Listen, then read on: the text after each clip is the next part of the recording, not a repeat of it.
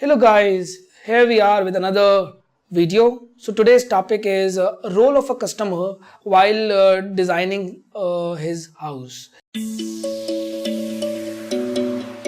Whether you're designing it on own or you're taking help of an interior designer or a carpenter, below are the points which you always need to remember to make sure that you deliver or design the right house. The first item which I think is define the needs and the budget. So I have seen when they come to me, they don't have proper needs or even they don't know the budget. So I feel research thoroughly on your needs, where you want a bed, where do you want a TV unit, do you want a kitchen, do you want to change something in the wardrobe, do you want to add some elements into your existing house, so on and so forth. So budget is a very important parameter you should remember while going to your designer or a carpenter. So you can do a house within 5 lakhs, 10 lakhs, 15 lakhs, 20 lakhs and there is no upper limit. But if you have a figure in your mind, then you'll be able to help other person evaluate and give you a proper advice. Second point which I feel is be ready to spend time with your designer. So I generally encounter people who don't want to spend time. Unless you spend time with me or with your designer, like 2-3 meetings will be very normal. He'll not be able to understand anything whatever is going in your mind. Nobody is a magic person, right? So they would not be knowing what is there in your mind. So until unless you converse, until unless you communicate clearly to him, he won't be able to understand that.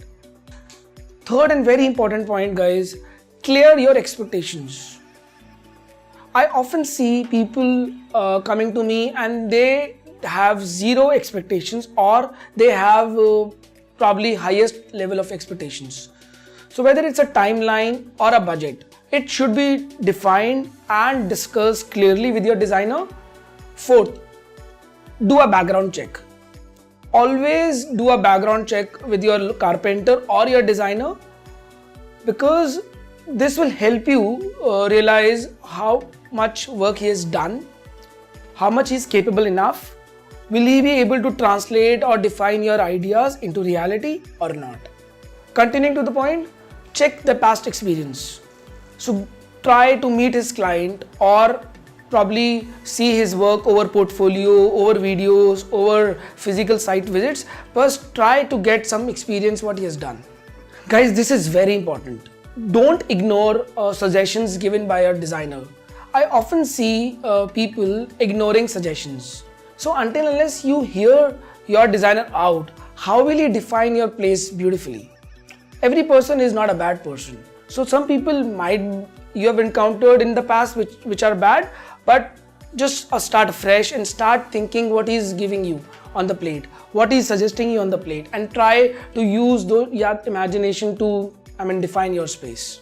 Very important, guys, listen patiently and communicate very clearly. So patience plays a very important role while designing your house. This is your dream house, right? You will not be spending this money again, or probably not in the near future.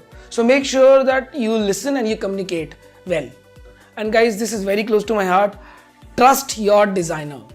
I always say to my clients, when you're coming to me, trust me. I am going to give you value, or your designer will be able to give you only value when you trust him. Thank you. Thank you guys for watching. Once again, the topic of the video was what is the role of a customer while doing the design of the house. Please be ready for the next video we'll be launching. The topic will be what is the right time to approach an interior designer.